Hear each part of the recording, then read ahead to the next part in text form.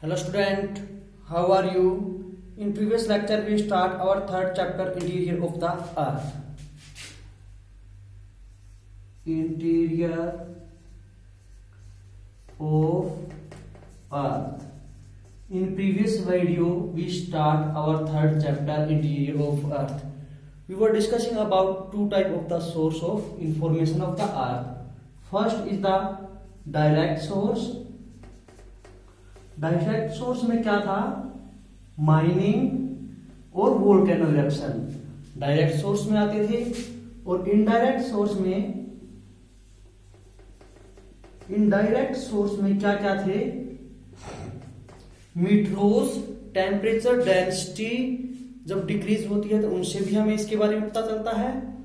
और सेकंड में क्या था? मिट्रोस के बाद में ग्रेविटेशनल फोर्स, मैग्नेटिक फील्ड और सिस्मिक एक्टिविटी। इनडायरेक्ट सोर्स में क्या क्या था? ग्रेविटेशनल फोर्स, मैग्नेटिक फील्ड और थर्ड क्या था? Seismic activity. इन दोनों के बारे में हमने पढ़ लिया था इनडायरेक्ट सोर्स में। और आज हम बात करेंगे सिस्मिक एक्टिविटी के बारे में। सिस्मिक एक्टिविटी क्या होती है? सिस्मिक एक्टिविटी जब आती है, जब अर्थक्वेक आता है। तो अर्थक्वेक क्या होता है? We are discussing about earthquake.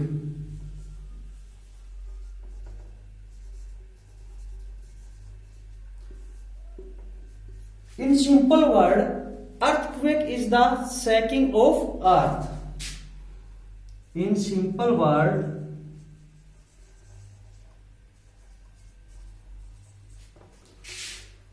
earthquake is shaking of earth. It is a natural event.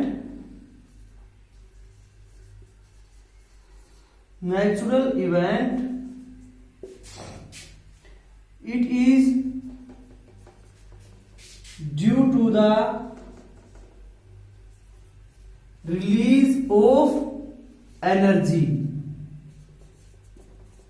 इसमें एनर्जी का रिलीज होना होता है जो सरफेस पे अपने फोकस पॉइंट से ऑल डायरेक्शन में रिलीज होती है।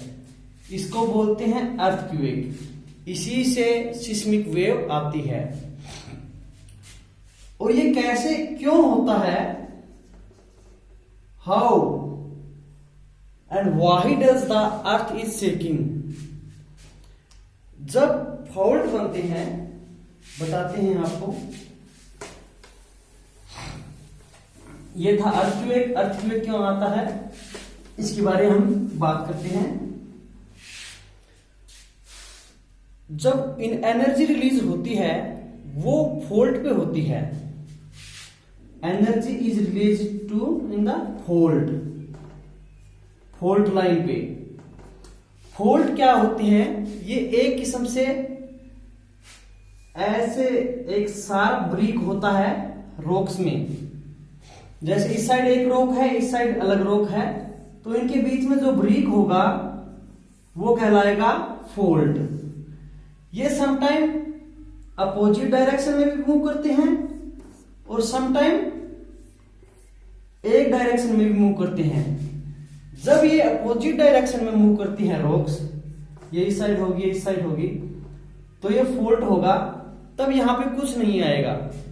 लेकिन जब ये एक ही पॉइंट पे मूव करेंगे, सेम डायरेक्शन में मूव करेंगे इस फॉल्ट लाइन की तरफ, दो रॉक्स के टुकड़े, तो यहां पे अर्थक्वेक आएगा। सिंपल वर्डों में यही लिख रखा है आपकी बुक में। आप इसमें ज्यादा कंफ्यूज होने की कोई आवश्यकता नहीं है।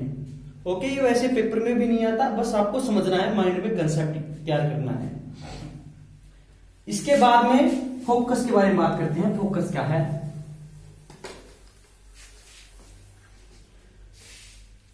जहां से सबसे पहले वेव जनरेट हो, सेस्मिक वेव जनरेट हो, उसको बोलते हैं फोकस। इसको हाइपोसेंटर भी बोलते हैं, हाइपोसेंटर। यहां से सबसे पहले अर्थक्वेक आएगा और सेस्मिक वेव जनरेट होगी और यहीं से ऑल डायरेक्शन में मूव करेंगी। ये है हमारा ग्राउंड। और यहां पे जब सबसे पहले अर्थ पे पहुंचेगी उसको बोलेंगे इपिक सेंटर। सरफेस पे जहां पे सबसे पहले अर्थक्वेक की वेव पहुंचेगी उसको बोलेंगे इपिक सेंटर। और जहां से ये जनरेट होगा उसको बोलेंगे फोकस पॉइंट या हाइपोसेंटर। बस इसमें इतना ही था।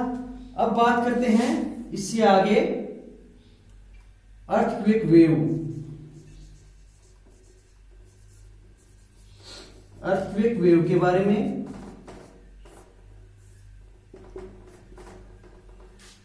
अर्थक्वेक वेव जो फ्लो करती है ऑल डायरेक्शन में, वो कहां पे फ्लो करती है? लिथोस्फीयर में। लिथोस्फीयर सबसे ज्यादा लिथोस्फीयर में फ्लो करती है। और ये लिथोस्फीयर कहां पे है? अर्थ का कौन सा पार्ट है? इस बुक में आगे बता रखा है, लेकिन मैं बताता हूं लिथोस्फीयर के बारे में।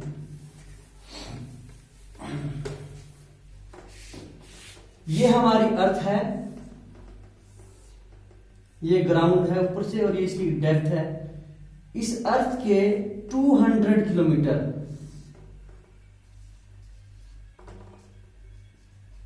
ये क्या होगा? लिथोस्फीयर।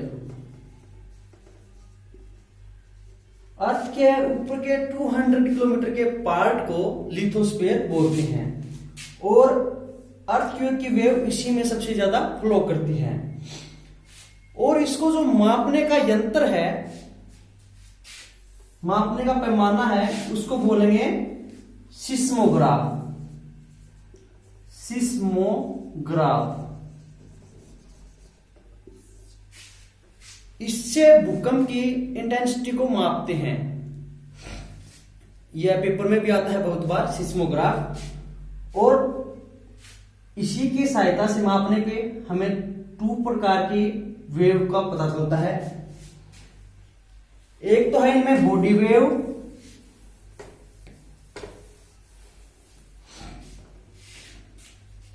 फर्स्ट तो है इसमें बॉडी वेव, सेकंड है इसमें सरफेस वेव।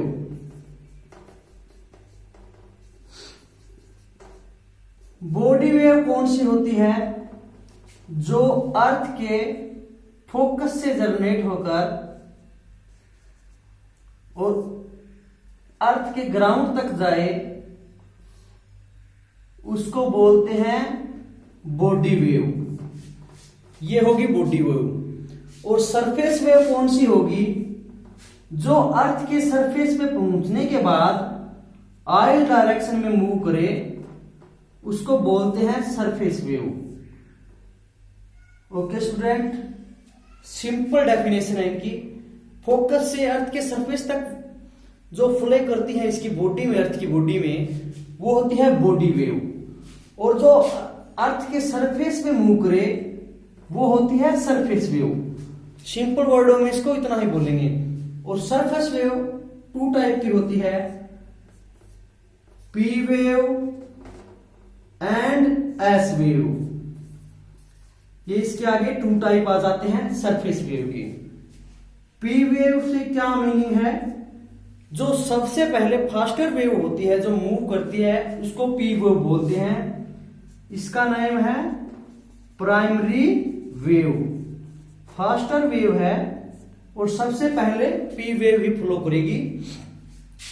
और ये सॉलिड, लिक्विड और गैस, ये सॉलिड, लिक्विड, गैस और तीनों माध्यम से फ्लो कर सकती है पी वेव।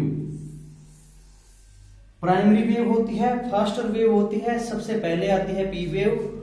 और ये साउंड वेव की तरह है, साउंड की तरह होती है, साउंड वेव की तरह ये एक्ट करती है, ये इतनी ज्यादा डिस्ट्रक्टिव नहीं होती। अब बात करते हैं एस वेव के बारे में। एस वेव क्या होती है? पी वेव के बारे में हमने पढ़ लिया।